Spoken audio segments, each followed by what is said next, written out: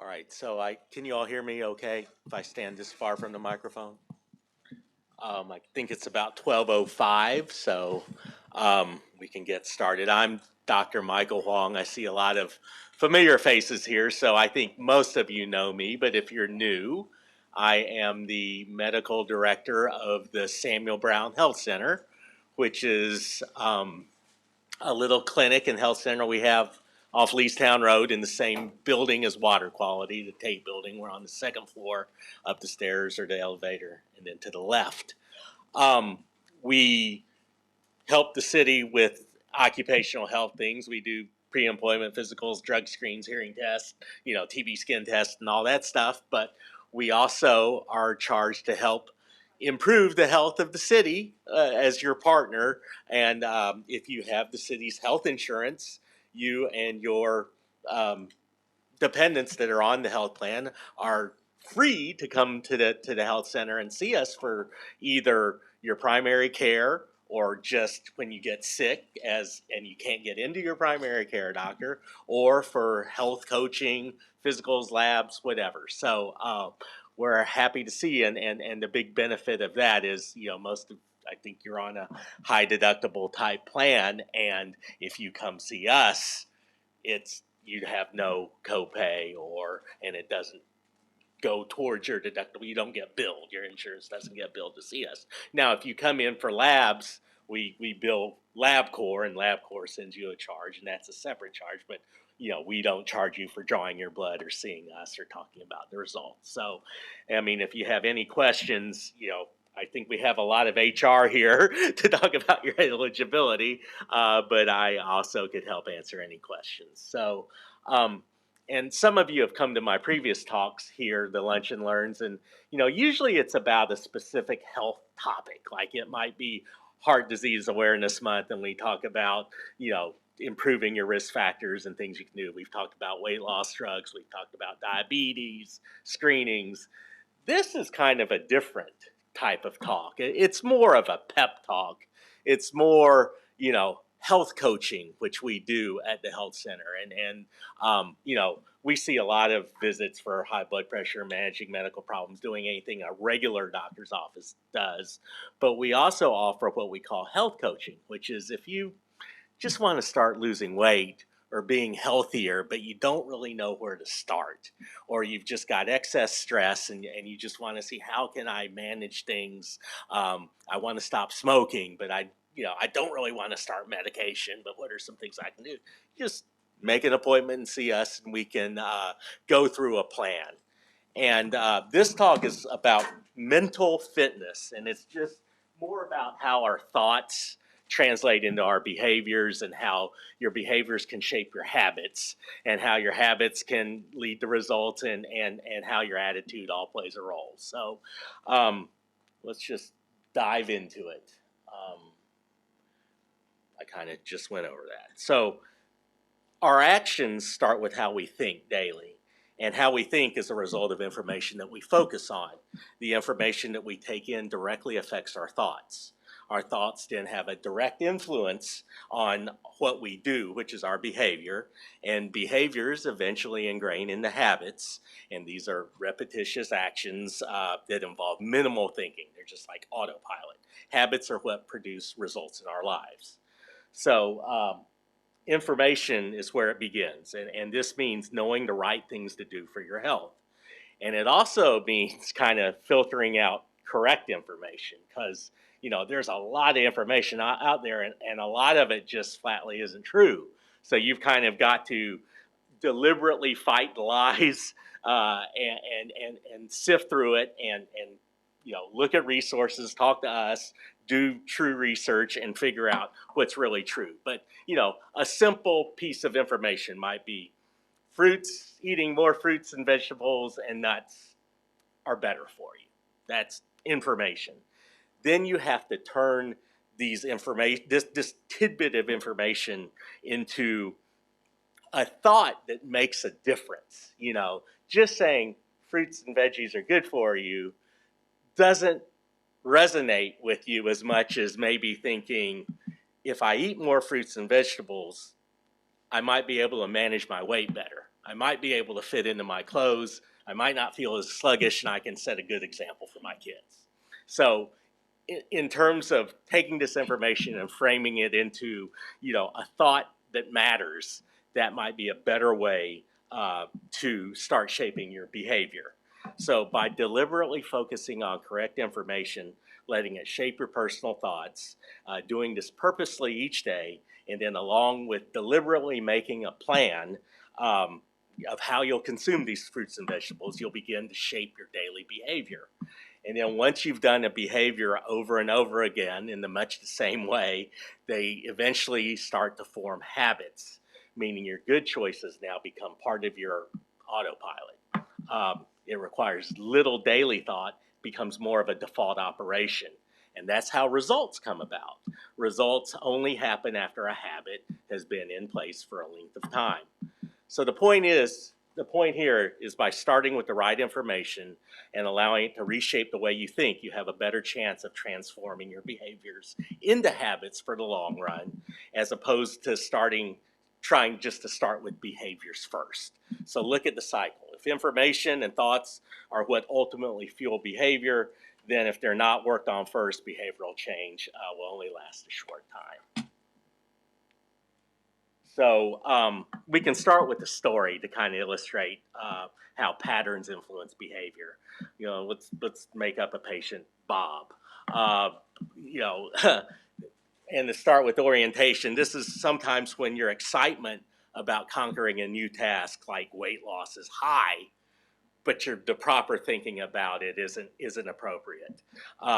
So this means our hopes will likely be a little too unrealistic and about how easy the health journey is. So, you've probably seen it or you can imagine it. Bob comes into the clinic on January 2nd, and he's just ready to lose the 40 pounds that's been bothering him. He's got his gym bag packed. He promises to work out an hour and a half every day after work, five days a week.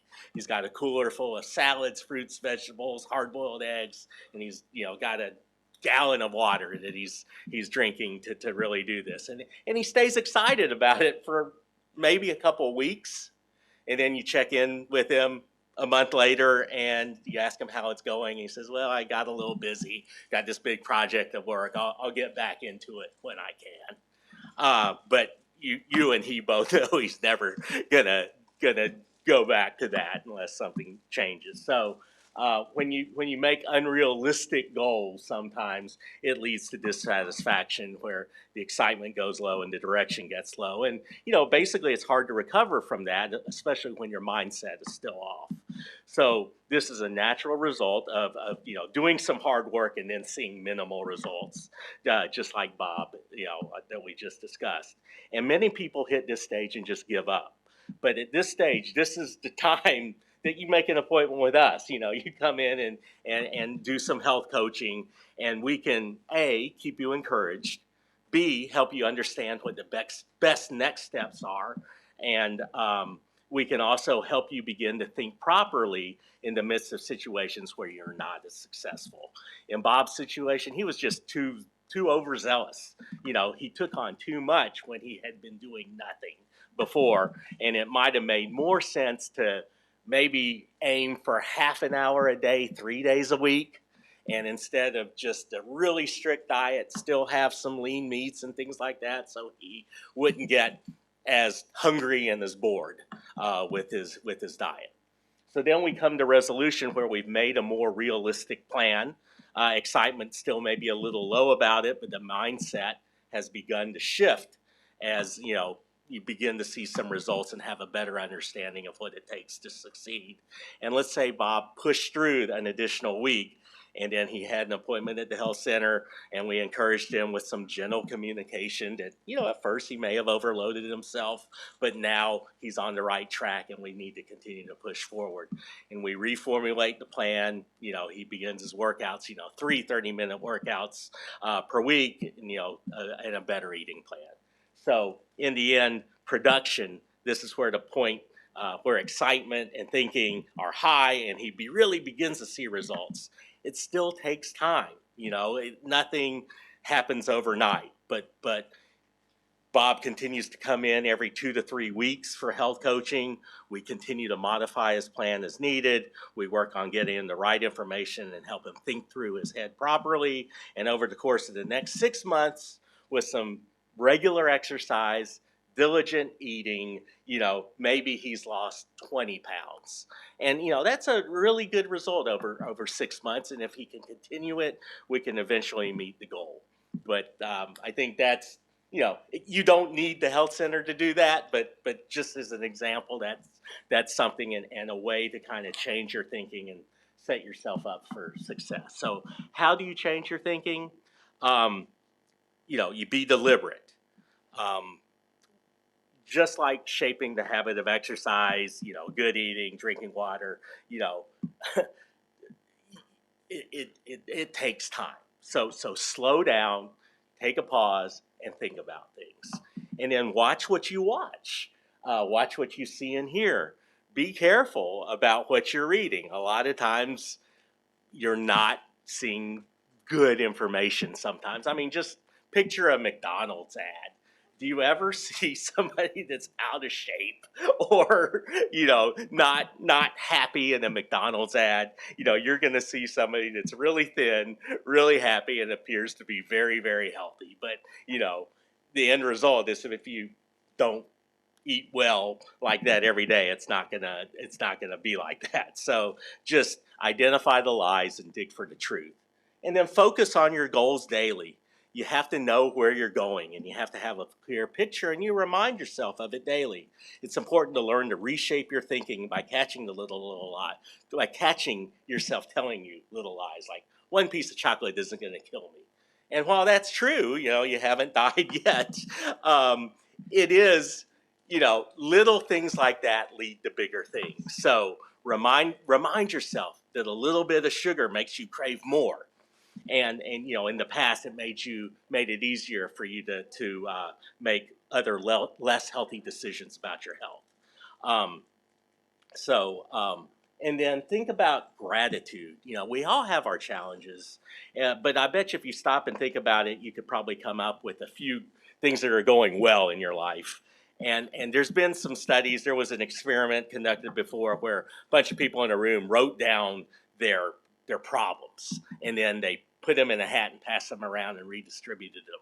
And then at the end of the experiment, when asked if they would keep their new problems or their old ones, most of the people would rather have their own problems. So the grass is, always greener on the other side. So you just need to be thankful of what you have sometimes. And, uh, there was also a recent study that found that one of the most promising interventions for promoting healthy behaviors was expressing gratitude. So those who chose to focus on the positives tend to be the ones who engage in healthier behaviors. All right, so think through it. As we said, be deliberate and slow down. We live in a fast-paced world, and we often don't take long enough to think about the consequences of a choice before we make it. We frequently forget that every choice, good or bad, has a consequence attached to it. And we often think about the consequence after we made the choice, since it's too late to do something different. So we have an example above. It's just picture yourself at 6 o'clock Monday morning and the alarm goes off. It's a rainy morning, and you can either go work out or sleep in. So, the easy decision that might seem like the right one is to sleep in. But, if you actually hop in the car, drive to the gym, get your 45-minute workout in before work, and after your shower, you go to your desk, you feel amazing. You're thinking clearer, you're motivated, you're proud of yourself, and your body is working even more efficiently. You paid early. You did make the hard decision, but the right decision, and you did the harder thing for 1 hour, but you reap the benefits possibly for the rest of the day. So help yourself think past the immediate, easy thing.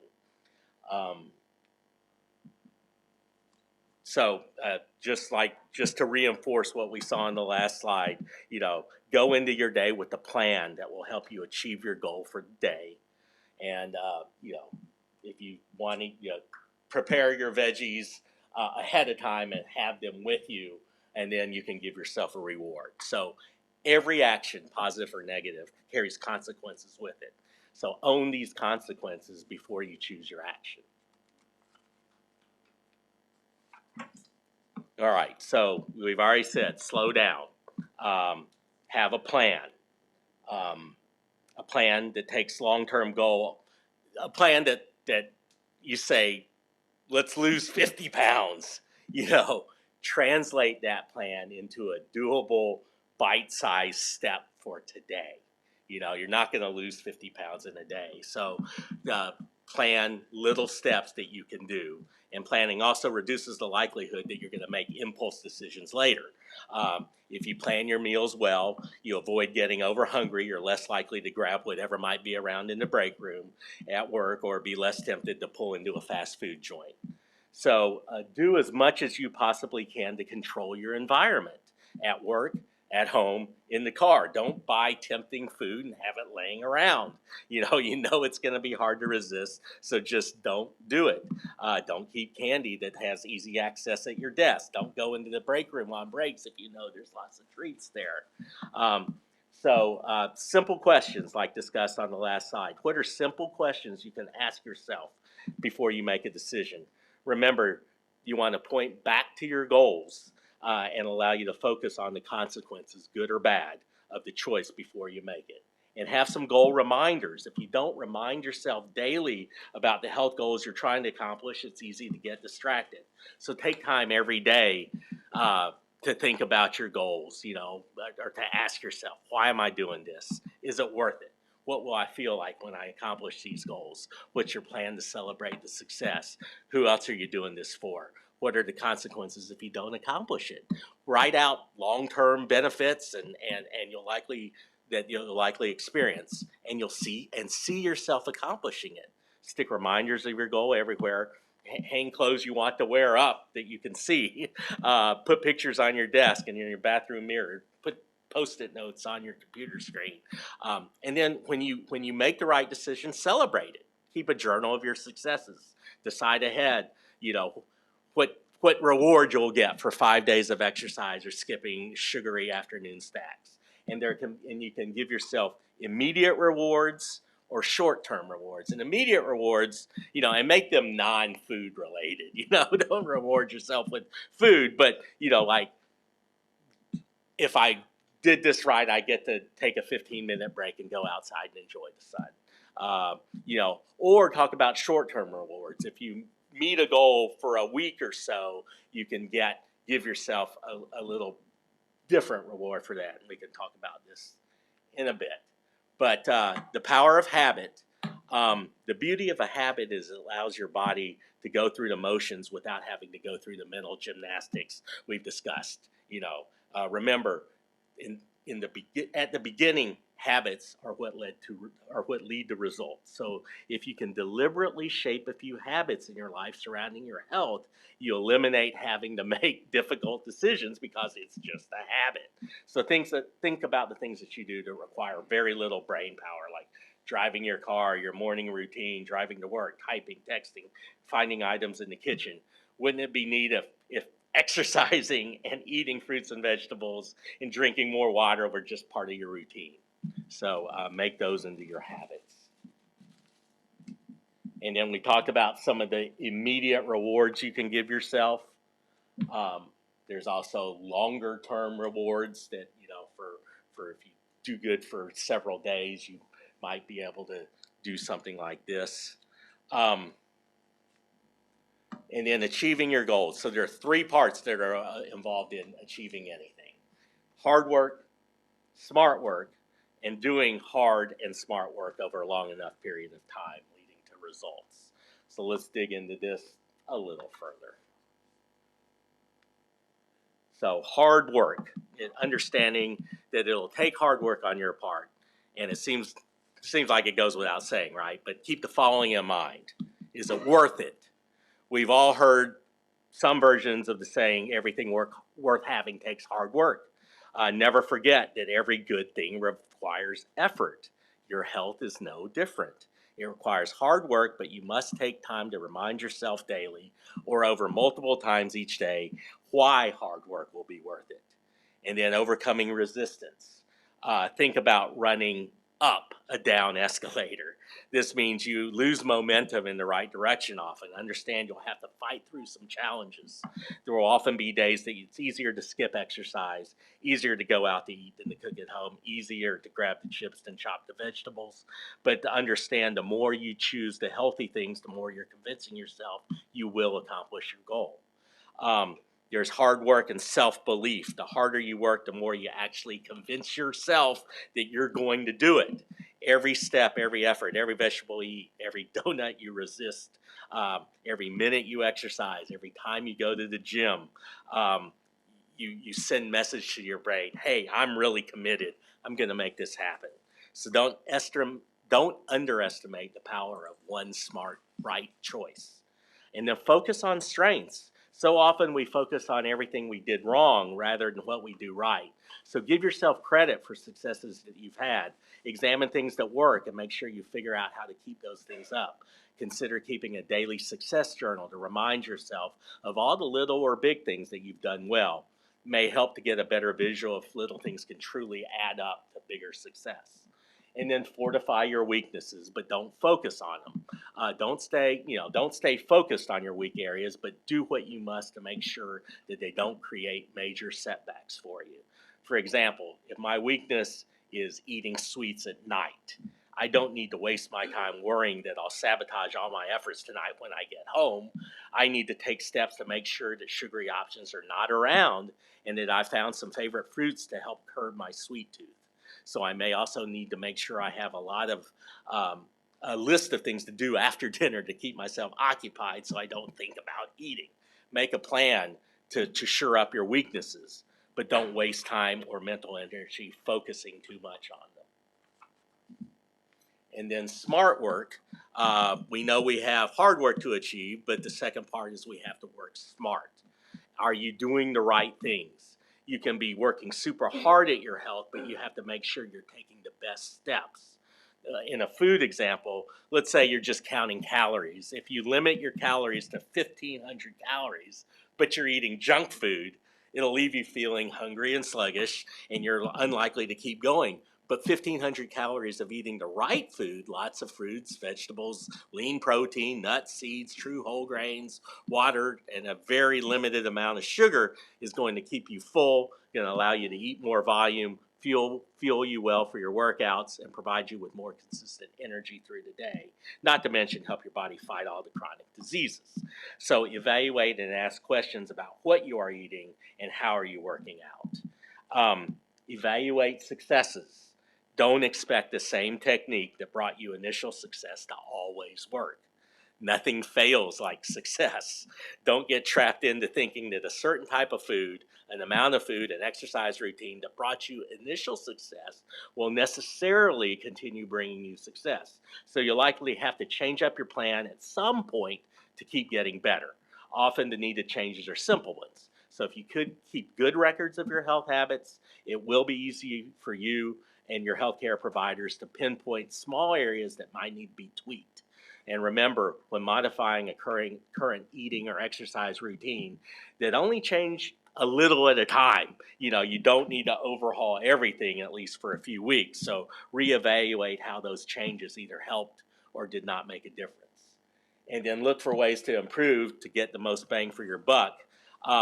This is where it's helpful to have a team of people, or at least some friends, or the Samuel Brown Health Center, who are on the same journey as you. It's often hard to keep improving on our own, but when we get together with other people, sometimes great ideas and collaboration can emerge. Some of the greatest ideas are super simple ones, and do your evaluations constantly, but seek the wisdom of others, healthcare providers, trainers, or friends or family, or people who are going through the same thing as you. All right, and then time. Um, an event happens one time. When you tell yourself repeatedly about the event, that becomes much more important than just the event itself. So let's say you missed your 4 p.m. workout, which was the event. Don't say to yourself, I failed. That's never going to work. It's just too hard. It's not really fun. Um, you know, let me state that again. So don't say to your, this is the whole thing. Don't say to yourself, I failed again. This is never going to work. It's just too hard. It's not really fun. I'm a failure at exercise. I'll never lose these 30 pounds. I just can't make myself exercise. Do say to yourself, what happened? Why did you miss your workout? My meeting ran late. I had to pick up my kids. What do you need to do differently? I know meetings tend to go over, so I might need to put my workouts at a different time during the day or just run the neighborhood when I get home. See the challenges that you face and conquer them as preparation. Challenges aren't going anywhere, so we have to figure out how to make them work for us. Seeing them as an essential part of learning, growing, and improving makes them mentally more manageable. Think about mining for gold. You dig through loads of dirt to get to the valuable stuff. In every negative circumstance, there is valuable information. Train yourself to step back when things don't go as planned and evaluate what needs to change and try to find the positive. So that leads to attitude. And a good attitude changes your whole perspective on the situation. A good attitude is the result of good thinking, and good thinking is a habit. Attitude all alone is not the key if it doesn't drive a change in action, considering the following as you dwell on the benefits of reshaping your attitude. No matter where you are in your health journey, there is no such place as there's nothing left to do. Weight loss is a process. Weight management is an ongoing process. Preventing disease is an ongoing process. Managing disease is an ongoing process. You have the full power to choose which process you want to be dedicated to. The proper attitude will keep you walking in the right direction. Accomplishing anything significant comes with being dedicated to a process. That process boils down to daily choices, most of them related to habits. Be very cautious of your emotions and feelings. While we can't ignore them, we also can't base our actions on emotions alone. If you only went to work when you feel like it, when you felt like it, how often would you ever go to work? If you wait until you feel motivated to take action on your health goals, you'll likely do more waiting than doing. So in the beginning, this is one more reason for having a reward, either one of the immediate rewards or short-term reward that will help even more because it helps motivate you to conquer your feelings and actually take action. So treat your attitude like it's just as important as your nutrition and exercise goals. It's almost more important because your attitude will be what fuels your other goals, especially when things get challenging. So look for patterns. Are there certain situations, times a year, times a week where you struggle with a negative attitude more? Why? How can you help yourself and prepare ahead of time for this? Many negative situations are out of our control, and problems are absolutely inevitable. Have a list of questions or phrases that you can use to help yourself see those challenges from a new perspective. And then learn fast, but fail more. We've been trained in our culture to see failure as the enemy. What we want to help you see is that failure is just means that you're attempting to move forward. If you're not failing, you're probably not trying to make progress and get better. So people who learn the fastest and improve their health the quickest are the ones who fail the most. Learn from it and keep moving. So see every failure as a stepping stone to the success of your health. All right, we're almost done here. We've talked about a lot, but what good is it if you don't leave with something you can do differently? So choose one of the above options to implement over the next few weeks. Make a plan. How will you deliberately shape your thinking, therefore your attitude from here on out? Remember, it starts with information. Then maybe you need to work on putting good information, just get good information for 15 minutes every day. Then set a nutrition and exercise goal as well. But before either of those, make sure you've got the right attitude and set an attitude goal. Set an attitude goal for yourself and track your daily progress working toward a reward. read good information. Consuming good information on a consistent basis is a sure way to gradually transform the way you think. Consider starting with one of the resources list on the slide that's following here. In order for your mind to start focusing on your goals more, you want to put up reminders throughout your day of what you're trying to accomplish. So put up pictures, write out phrases, stay focused, have friends or family text you, send you an email, or call you at different points throughout the week to ask how you're doing.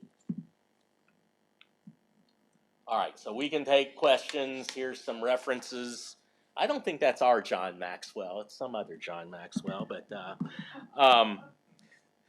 this was a little different. Like I said, this was more of a pep talk, and this is something that it's not a whole lot of hardcore medical information here. A lot more common sense, but just things you need to think about to really go on your health journey, and a lot of things that we don't think about, and it may be helpful that if you really are trying to lose weight, or stop smoking, or just live a healthier life, to come in and talk about your attitude and your goals, and it's something we can do. And that's not something that you usually go see your regular provider for, because you don't want to pay that copay, but it's free to talk to us.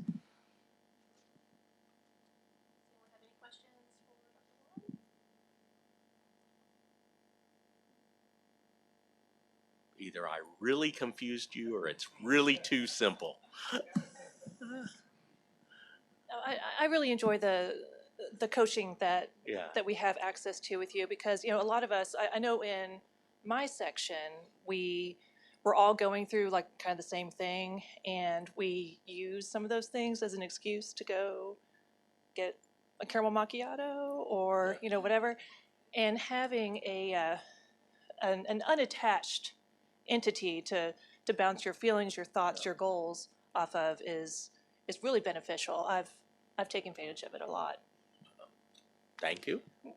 I also turned 50 this year and realized that my dietary needs are a lot different. My blood work is a lot different, and also being able to go there and get my blood work done, even if you can't go to a marathon, following up with your practitioner as you meet these different milestones is really beneficial. Do you all have any questions about the health? Mike? Into the mic, Mike. Double redundant for guys loud as me. I'm not answering any OSHA questions today.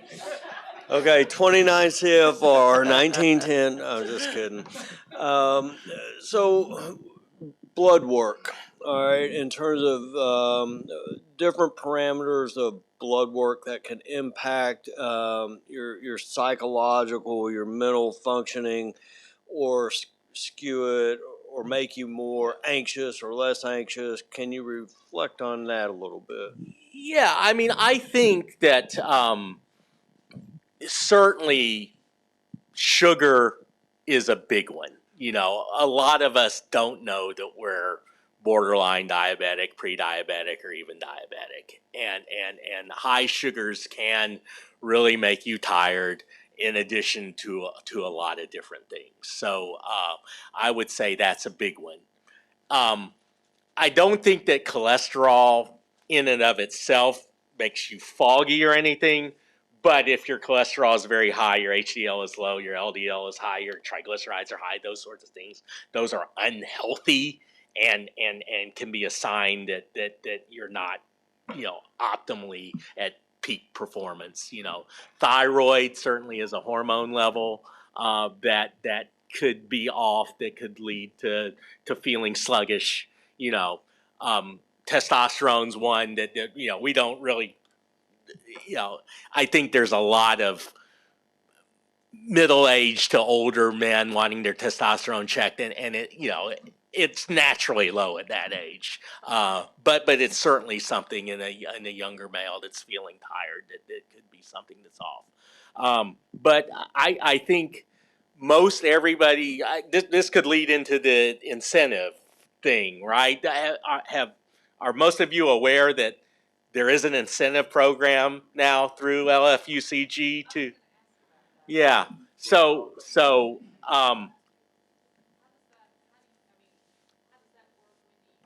yeah. And HR may, you can correct me if I'm wrong here, but basically there are 3 steps, or maybe there's more. The steps are: get a physical or a comprehensive health review at the health center. You sign up for the portal and you fill out an online health risk assessment form. So if you do that, you schedule an appointment with us for either a physical or a comprehensive health review, and we check your blood. Either prick your finger for your sugar and your cholesterol and check your blood pressure. It's called biometric screening. Or we send blood to LabCorp as part of your physical, which is probably the better way, a more comprehensive way to do it. So complete the health risk assessment, do your biometric screening, and get an annual exam or comprehensive health review. That's step 1. And then the second step is make one follow-up appointment the rest of the year, either for health coaching, to talk about the labs, a visit, a mental health visit, anything. Even a phone visit qualifies. So, okay, then. No, at that point, it comes, we get a report. The report will more than likely be ran around July or the middle of the year when the city deposits the additional money onto your HSA card. Once that report is ran, anyone who has completed it at that point will then get that additional $100 deposit then. But you do have the entire year to complete what we say is the 2 visits after you enroll. So hopefully it all works, right? I mean, this is the city's plan. This is the city's doing it. The city's giving your money. We just happen to be administering it and then giving the check mark that you've done it all to the city. And the one complicating factor is that if somehow you did the appointment, but you didn't schedule it as a physical or a comprehensive health review in the portal, or it didn't get coded that way, there's a chance that could have gotten lost in the shuffle. So just make sure when you schedule that appointment through the portal, it's a physical, an annual exam, or a comprehensive health review. Okay, so it should work. Yeah.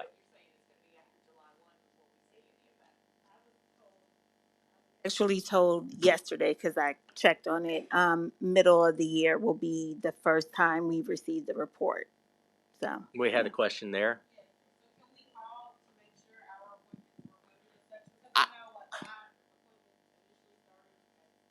Yeah. I hope so. Yeah, I think you can call and we can make sure on our end we code it as physical. This is the first year that the Samuel Brown Health Center has done this with LFUCG. I mean, it's something that Marathon Health, my parent company, does with all their with a lot of clients all through the country, and they build this out, and hopefully it all gets reported correctly. But that's my hope. So. I have a question that we get asked a lot. So it's $100, right, that you get back on your FSA or HSA. What if you don't have an HSA? Does everyone have an HSA or an FSA? Or? So if they have medical benefits and can be seen at the Sam Brown Health Center, more than likely they would have an HSA or an FSA. If they do not, we would work with them to get one and have that money deposited on there. Mm-hmm.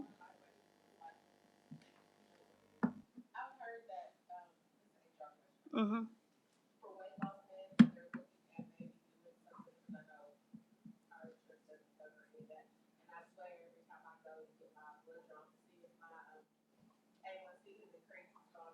Mm-hmm. At this time, there isn't any talks into work that I know of right now regarding it. It is not, any weight loss drug at this point is not covered under our benefits at all. None of the GLP-1 inhibitors. We have others that Samuel Brown can prescribe, but not the GLP-1s. Yeah. Well, phentermine's not covered. It's just cheap. Yeah. Yeah. Yes. It can be. I mean, they're your parents both could be really horrible hypertensive and you not have high blood pressure. So it's not necessarily inherited, but the genes, it tends to run in families. So yeah, yeah, yeah,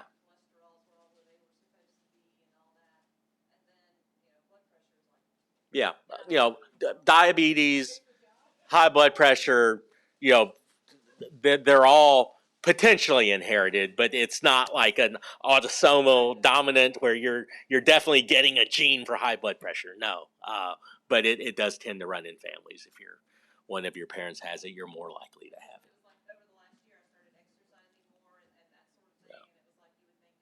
Yeah, yeah, yeah, yeah, yeah. I mean, there are people that are very, very fit that do all the right things that just have high blood pressure. That's just bad luck. Another question maybe related. You may not have an opinion, but do you have any insight on how meditation can impact your mental health or? Yeah, no, I think, meditation, yoga, these sorts of things that mindful breathing type exercises, all really, I think studies have shown that they are beneficial for your mental health. So I think any sort of meditation, yoga, mindful thinking type thing probably will help reduce your stress.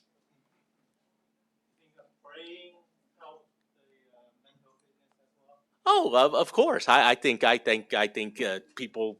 I think that's always something that can help.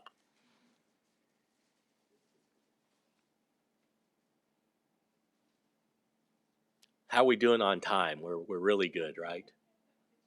All right. Related, has everyone signed up for their CSA vouchers? $250 vouchers towards their CSA shares for spring and summer? Everybody? Fruits and vegetables. Yes, delivered to the government center. Yep.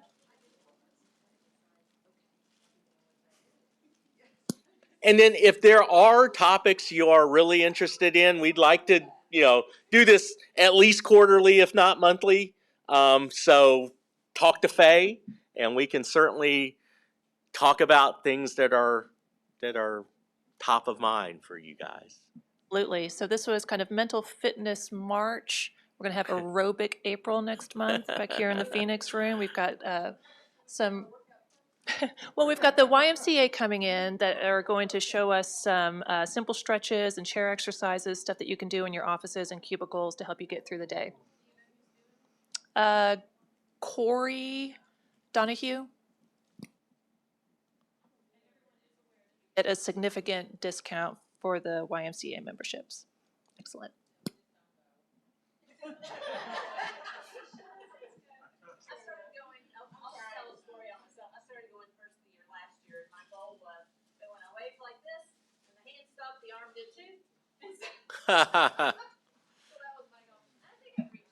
Yeah, it's good.